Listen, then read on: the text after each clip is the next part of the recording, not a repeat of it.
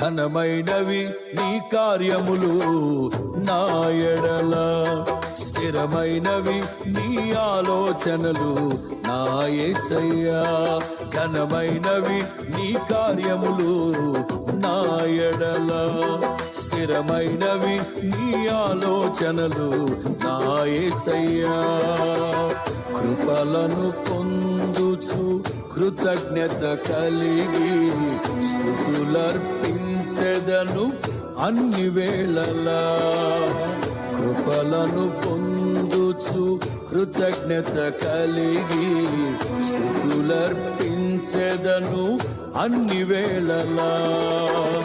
అనుదినము నీ అనుగ్రహమే ఆయుష్కాలము